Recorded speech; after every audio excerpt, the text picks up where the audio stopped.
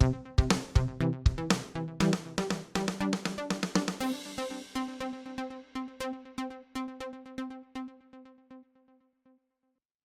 phone tag is brutal and no one reads their email, so it's pretty hard for patients and doctors to be in touch with one another. But almost everyone reads their text messages right when they arrive, and so wouldn't that be a better way to go? There's a few things that you have to worry about first, though, like privacy and workflow. Hi, everyone. I'm David Williams, president of strategy consulting firm Health Business Group and host of the HealthBiz podcast, a weekly show where I interview top healthcare leaders about their lives and careers. My guest today is Ethan Bechtel. He is CEO and co-founder of OhMD, a HIPAA-compliant texting and telehealth platform. So we're going to talk about these very issues. Ethan, welcome to the HealthBiz podcast. Thanks, David. Great to be here. All right. Well, it's a great tee up. So before we get to talking about texting, let's talk about your background, your upbringing. What was your childhood like? Any childhood influences that have stuck with you in your career? Yeah, quite a few. I grew up in a very entrepreneurial family. My mother was a business founder and just so happened to be in healthcare as well. So for those of you familiar with skiing, she opened the first orthopedic clinic at Killington Mountain Resort way back when I was a kid, and then went on to get her master's in business. She was an orthopedic nurse practitioner. She was an X-ray tech, and just generally a healthcare expert all around. So when she started her business, it was to help doctors run their practices. And billing was hard. This is before software for billing, so in the 80s. And I grew up as a kid in that business doing odds and ends. Not helpful things for the most part. It was a lot of vacuuming and stamp licking for patient statements going out the door. But that was kind of my introduction to healthcare, and so saw a lot of that happen and learned a lot in the early days. I learned about revenue cycle, learned how to process payments, send out billing runs, and I had the whole process down. And so that was early days introduction to healthcare That's pretty from good. my mom. So Ethan, when you think about orthopedic clinic near a ski resort, of course, I'm sure you weren't doing this, but maybe as a local kid, skiing down, challenging people to ski down some of the icy slopes, depending on conditions, and generating some new business from the clinic. I won't ask you to comment on whether you actually did that, but yeah, there's plenty of orthopedic business near mountains, but it's also kind of complicated because people are either self-pay or they've got insurance from every which way, and of course they leave town. Once they can walk or hobble out of there on crutches. So a great way to get you start. Yeah, hey, and my first job, I think I was making $3.95 an hour, was at Sugar Bush as a ski instructor when I was 15. And so I know ski injuries, having a few of my own broken bones, and was on the mountain a lot. So definitely familiar with the orthopedic world. And part of actually my story in the early days in my own personal journey through healthcare was, I don't talk about this a lot.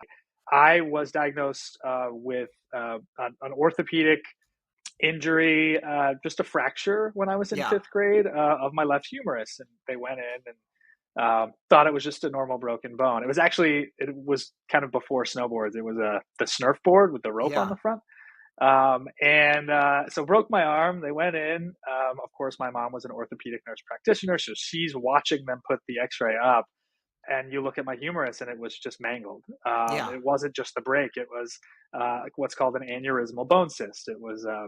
It looked very scary. Both the doctor and my mom thought it was cancer, and learned a few days later that it was not. And I went on to break my left humerus 12 times over the next 5 or 6 years. And so did a lot of healthcare of my own. And so I have a lot of personal experiences there that I think shaped the way that I would ideally want healthcare to operate. So that weighs heavily on my, I guess, my mentality here. Got it. Well, you still seem to be moving your arm around, so somebody must have done something right. Actually, none of the surgeries worked, but I'm great. I haven't broken it in many years. I still do all the things I want to do. I do a ton of skiing and everything else. So good. So what'd you do? So it sounds like you were a ski instructor. Did you take any classes? You go to college or anything like that, or just learned out on the slopes? you guess you just learn being on the mountain all the time. I don't know that I took a ton of instruction, but ended up being. I think it's probably the sport I'm best at. That doesn't mean that I'm incredible out there, but I'm very comfortable as a skier. In fact, traveling out to British Columbia next week to get some runs in a little bit different of a climate than Vermont. Nice. But yeah, so Good. a lot of And skiing. then so after I know you did go to college. So after that, the you were doing some stuff. You got right back into healthcare. I saw something Yeah. related to EMR Edge and MBA Health Group. What was that experience like? How'd you get into those companies? What did you do once you were there? Yeah, MBA was the company that my mother founded. I joined out of college. I went to University of Vermont, studied business, and saw an opportunity in the early 2000s for her business, which had about 100 physicians using her revenue cycle management services. Saw an opportunity with the electronic medical record. Didn't really know what the opportunity was, and half of it was really scary. Like, what's going to Yeah, happen when all of these doctors using your billing services choose an EMR software to document their notes and do their billing for them? And so part of that process for me was, as an early employee, was I was a marketing guy, and as time went on, ended up standing up a relationship with Allscripts in 2006 because they were mostly because they were local. They were a few miles down the road from us, and we created a relationship there that was really fruitful. Ended up getting us acclimated to all of the things that the EMR could do at the time and might do in the future, and we built a whole team around that. And so we built the company up to about 100 people. Actually, just over 100 people, mostly working on big Allscripts rollouts, some Epic rollouts, and learned a lot about what we wanted to do in healthcare in the future, and the potential to build software to solve problems that maybe the EMR wouldn't. great. So OMD. So let's talk about that. What problem were you trying to solve with that company? It's been a journey and certainly an evolution of thought. Early days, it was we were implementing patient portal in small practices, in larger organizations, and what we found in 2009, 2010 was it was hard to get patients to not just sign up for this thing, but to come back and use it in the future for anything. And so I think what we extrapolated from that was that there were opportunities to focus on a particular pain point or value proposition, and that ended up being around communication. We thought there were too many hurdles for the average patient to jump through to sign up for a portal, remember their password. Now they have passwords for 10 portals, and where do they go when they want to send a message, or when the phone doesn't work and no one answers? Where do they go to have that conversation? And so early days with OMD, that was really our goal, was to really simplify, use what we knew about consumer experiences and technology at the time to just build a better experience around communication. And there was one influence along the way, a big health tech company here in Burlington, Vermont, called IDX Yeah. Systems. And Rich Tarrant, who was their CEO at the time and co-founder, had a conversation with him, and he said, Ethan, like, nice little consulting business you got over here, helping organizations implement the EMR. Why aren't you building your own software? You know all of the things that are going wrong. Pick something you're passionate about solving and build software around it. So he had planted that seed pretty early, and that's what got us thinking about it. And then years later, turned it into a real company. Yeah, that's interesting. I met Rich Tarrant back in those days, and I think was it around then after he sold IDX, he ran for Senate, right? He did. Yeah, Yeah, I don't know what year it was because I believe I think it's about oh IDX. 06. Yeah, IDX sold in, I think, 2005, so '06 Yeah, makes sense. yeah. So anyway, no, very interesting. That's the other big healthcare company I could think of in Burlington. So Yep. interesting spot for that. Okay, so the portal was interesting. I think it's an example of when sometimes people talk about patient-centric practices and things like that. A lot of the early IT is more kind of physician centric or health system administrator centric, and I think the portal is a good example, right? It makes sense. You have all of your records there, everything's secure, you can sign in, but lo and behold, people don't do it. And I think under meaningful use, uh, the practices are supposed to get people to use the portals, and it was a very low Yep. percentage. I think originally like 5% of patients using it. And you can see that's just Yeah. not going to be the everyday kind of approach. So a lot learned about that. Now I understand, just by looking at your website, that you got led into eventually into focusing on text messaging, as Yep. kind of the entry point. How did you get to there, and then what have you done with that insight? Yeah, I think we always believed that messaging was the mechanism by which conversations could be had in the most efficient way, because we, as kind of a younger team at the time, had kind of like followed the trajectory of technology adoption in groups of younger people, watched how that kind of trickles up, back to think about Facebook in the early days. It was a few Boston colleges that started Yeah, using it, and a few years later, everyone's grandma is using it, and this is just kind of like where technology adoption begins, is sort of in the younger demographics. So we thought that messaging would be the conduit, and so in the early days, we built an app. It was kind of a WhatsApp for healthcare. Patients would download the app. They'd still have to go through a registration process, and then years later evolved into leveraging SMS for pure SMS messaging around appointments, to encrypted links that are sent out over SMS, where you can have a entirely secure conversation through an encrypted link, and like really stripping out a lot of that like registration and front loaded work that the patient has to do. And I think a lot of it just comes back to user experience and what we've learned from looking outside of this vertical, rather than trying to reinvent the wheel. And back to your point, go top down on this stuff, like we have in healthcare forever, where the C-suite makes all the decisions and the patient is just like an afterthought. We thought the patient needed to be like the group of people we were solving this problem for, because if you aren't solving a problem for the patient, then they're not going to use it. And if they don't use it, it's not valuable to the yeah. organization. And so we started with the patient. We always built for the patient first, and then we said we got to build a business here now, and we have to figure out how to sell this into organizations that find value. So that was the direction that we took, rather than going top down. There were a number of businesses that came out of the provider side in texting space some years ago, and what had happened is you had all these sort of top-down systems, also from the staff or the physician perspective, and people are used to texting in regular life, and so the doctors would just text one another, which wasn't a secure thing, and so they had some secure texting for physicians in the hospital. So this is, I think, a logical next step to go from there. So Yep. as you need to make a business, it's not just that people like to text, but what is, when you're looking for customers that are actually going to be paying, what is the value proposition that you put out there, and who is the customer? Like, what is the segment that you look at?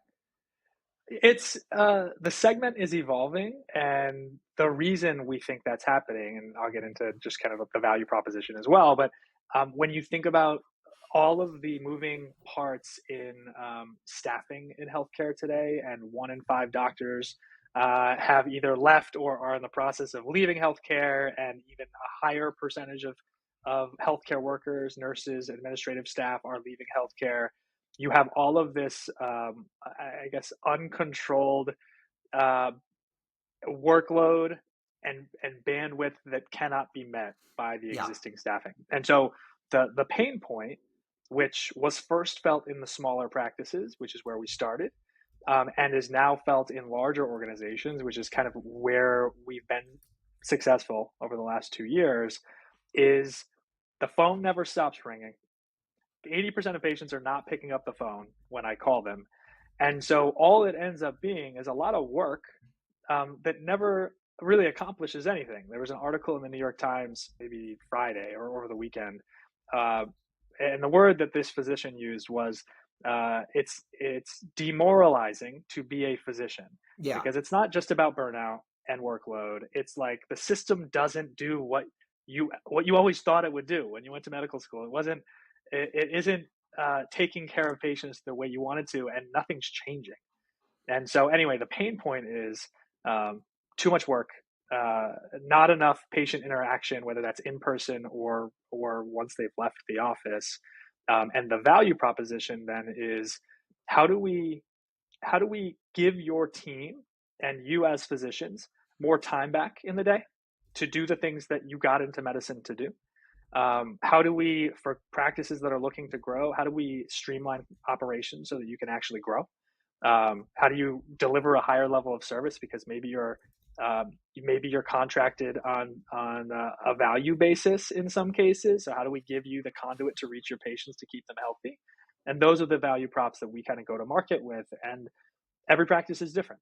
It depends on all sorts of things. But at the end of the day, I think everyone agrees that better communication with patients is really the only way to drive improved outcomes, build and operate an efficient practice, and in many cases, get home if you're a physician, get home on time to have dinner with your family.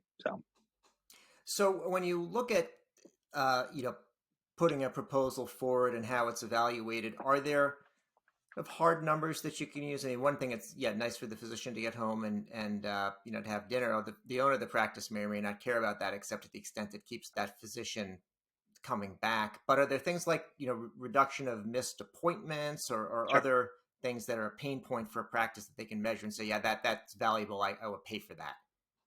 Yeah, absolutely. I think, again, depending on the type of the practice, if it's a practice focused on growth and referrals are important, or patients coming in and acquisition is important, we have hard numbers on drop off. If you have a patient require that they pick up the phone and call you to schedule an appointment Yeah. versus lowering the hurdle there so that they can just send a message and go down that path without having to wait on hold or wait for a call back or any of that. So patient acquisition ROI is a big one, but I think there's a lot of reducing no shows. There's a lot of improvement in revenue through being able to not just make sure patients show up for their appointments, but use the platform to conduct a video visit, or in some cases a billable interaction that is messaging based.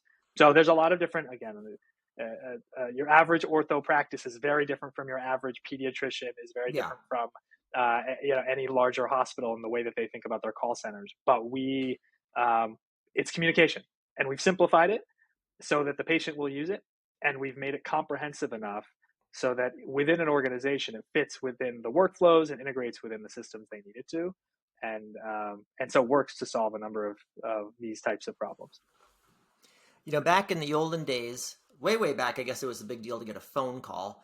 But then more in my recollection, you know, they sort of make fun of the AOL. You know, you've got mail. It used to be a thing. Hey, I got an email. You know, and so it wasn't cluttered. And if you had an email, that was a special thing. Now maybe you weren't getting it all the time because you weren't online. You'd have to dial up, and it would say that. And text is more immediate. But Yeah. how much of that is just the absolute nature of text, and how much is it just, okay, that hasn't been overcrowded yet, and I'm not totally spammed out, you know, on text? Because I have a number of messaging apps. I do get spams and phishing, you Yeah. know, in my text and some other kind of, you know, messages. You mentioned WhatsApp. There's other players out there. How do you think about text? Is that like the ultimate place to go, or what? Where do we go from It's here? it's going to continue to evolve. I don't think we as a company aren't married to any particular conduit. Text today is 100% the simplest conduit to reach a Yeah. patient, without a doubt. Um, that could evolve over time, but the way that we've engineered the product is that it can evolve over time, and if something changes in the way that we use technology, we can adapt to that. But fundamentally, we've built this thing where it allows a practice to manage their relationship with a patient Yeah. over a conversation, wherever that conversation happens. And I actually think that I find myself preaching about the value of text a lot. I actually see a lot of value in being able to get a hold of someone on the phone and have a Yeah. real conversation. I think a lot of people find value in that. It's not that we don't find it valuable, it's that it rarely happens Yeah. because we're all busy and it's hard to synchronously catch up with anyone. And that goes for, work, it goes for family. and whatever. If we could all get a hold of each other on the phone whenever we made a call, that'd be fantastic. It's just not the world we're living in. So I think Yeah. we need to be able to be flexible about the way that we think about how conversations change, and adapt our product as time goes on.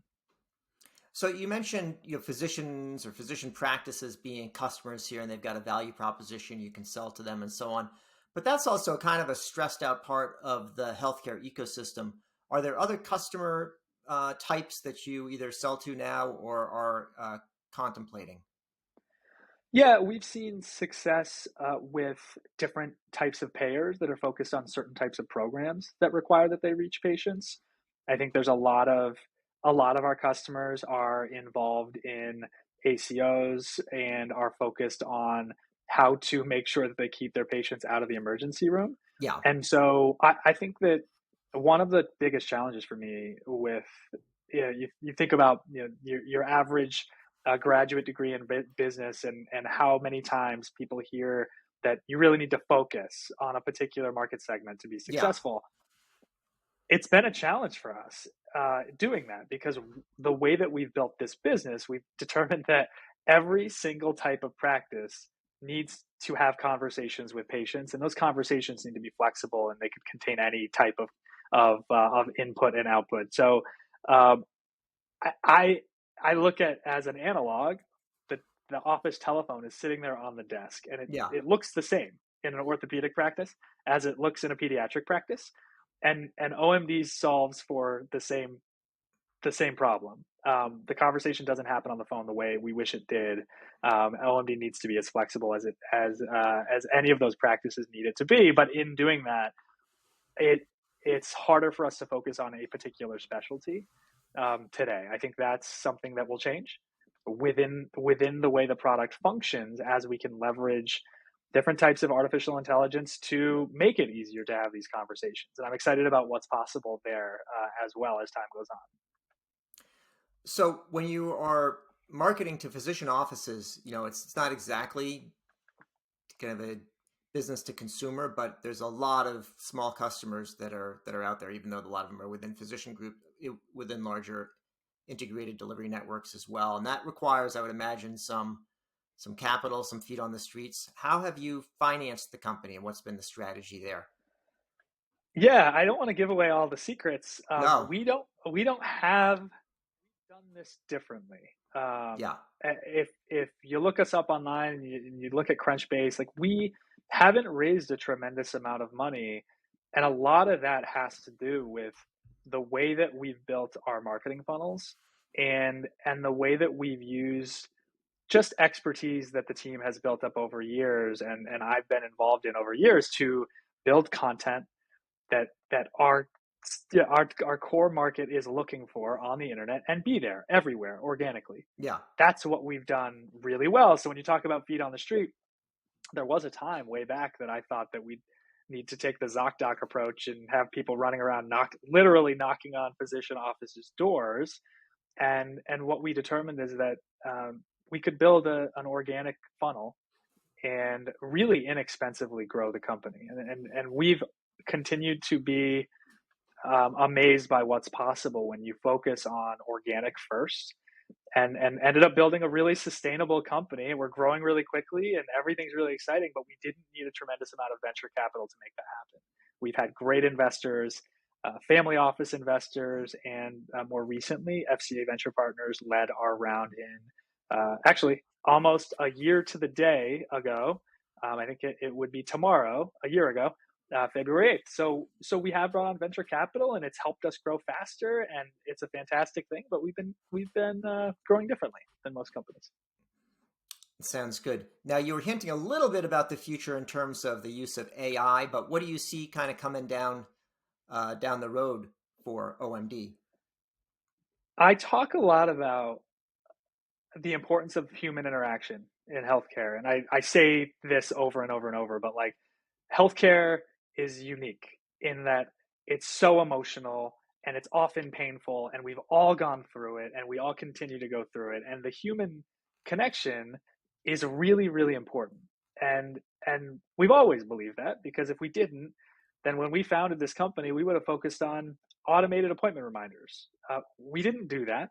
We focused on what brings value to the patient, and we always believe that when you're a patient and you need to have a conversation, or you're worried about your lab results, or you're sick and you no one's helping you, that's not a problem that AI can solve for you. That requires oftentimes a human interaction, and so the way that we're going to continue to evolve is focusing first and foremost on efficient conversations and human connections, and then enhancing that and enriching it with technology where it makes sense. So that doesn't mean let's automate everything, because I don't believe as time goes on, we as consumers are interested in being automated away in healthcare. Maybe we are when our airline changes our gate and we want to get that automated message because that solves a really important problem. And I didn't need a person to talk to tell me that. But when I have ongoing, headaches or different symptoms that I can't pinpoint, and I end up with thyroid, some sort of autoimmune disorder, which I've had, and it took me 6 years to get it diagnosed. Yeah. I had given up on getting that solved because no one was helping me the way that I thought I needed it. It required real human interaction to get me to a point where I felt like I was being taken care of. And I believe that's the future for OMD as well, is to continue keeping true to what we've always believed, and building around that in ways that can enrich the experience. So, yeah, it sounds like you're a lifelong Vermonter, and it's a great state. We love to go and visit there. And I see you're involved in the Greater Burlington Industrial Corporation. So I'd love to hear about that. I mean, when I think about Vermont, we mentioned a couple of high tech companies there, IDX, yourself, mentioned Allscripts was working there as well. I think it's the state, the second oldest in terms of the average age of people there. I think only Maine is ahead of that, and then I think New Hampshire and Massachusetts is up there too, but not all the way up there. How do you think about promoting growth there? What's kind of the economic future of Vermont? Yeah, I think we do have an aging population, and that's a problem. Like a lot of rural states, that is a problem that we're all facing. I I do think Vermont is unique in a few ways. Um, GBIC in particular, I mean, they many years ago were the ones that brought IBM into Vermont, and they built a massive campus here, which really was the biggest economic force driving Vermont for decades. And so my involvement in GBIC has given me insight into like local economy issues, where mostly I'm focused on more broadly healthcare problems. And what I've learned is that we have a lot of value here in business that is legacy and has been here a really long time, and we hope continues to build here. And then we have this new age of companies that go back to IDX systems, sold in 2005. I believe Dealer.com was sold to Cox Automotive in maybe 2010, $1 billion exit. We've got Beta Technologies here, building EV planes with hundreds of millions or billion in investment. And so we have this like tech hub here in Burlington that I expect to continue to thrive.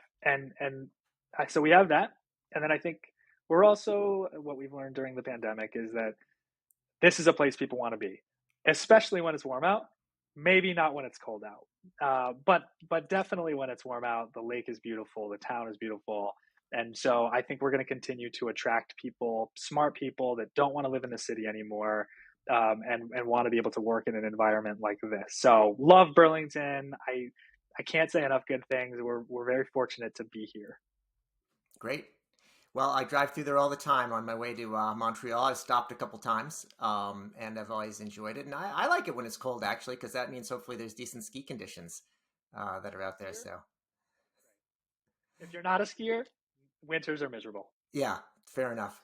So, last question for you, Ethan, is if you've had a chance to read any good books lately, anything you would recommend to the audience, or conversely, if you have read anything that you'd say, stay away from that. I I have a 16-month-old, and so I've been reading a lot of 1-year-old books that are fantastic. Probably not great for your audience, so I'll skip to the other book that I've read recently. I was struggling with understanding how people communicate and how frequently we get distracted by things. Yeah. Like phones are on the table always, and no one's really listening to anyone. So I found this book. I believe might even be on my desk. Kate Murphy is the author. The book is called "You're Not Listening," and it really is just a deep dive into why we are why we're always thinking about the next thing that we're going to say so we don't sound stupid, Yeah. or so that we are always like, we're lining something up to continue the conversation instead of actually like taking a minute to listen to the words that someone is saying. And that doesn't mean everyone always has something valuable to say. Some people don't, and that's okay. But many people do. And so if you could just be able to focus on how those words are coming out, what they're talking about, trying to internalize those things and like process. I think it changes the way you have conversations with people and allows you to focus on other people talking instead of you, which I think is a valuable characteristic to have. I'm going to continue working on it. Sounds good. I haven't read that book. Do you respond to all your text messages? I That's a great question. I try to, but that's hard too. Yeah, I'm finding myself getting backed up on text messages more than I probably should, Yeah. considering what I do for Yeah. work. That's okay. Well, there's the old thing about the cobbler's son going without the shoes, but that's we'll count on you to. I won't send you any texts. I'll send you an email or I'll call you. But in any case, my guest today has been Ethan Bechtel, CEO and co-founder of OhMD, which is a HIPAA compliant texting and telehealth platform. Ethan, thanks for joining me today on the HealthBiz podcast. Thanks so much. Really appreciate it. You've been listening to the HealthBiz podcast with me, David Williams, president of Health Business Group. I conduct in-depth interviews with leaders in healthcare business and policy. If you like what you hear, go ahead and subscribe on your favorite service. While you're at it, go ahead and subscribe on your second and third favorite services as well. There's more good stuff to come, and you won't want to miss an episode. If your organization is seeking strategy consulting services in healthcare, check out our website, healthbusinessgroup.com.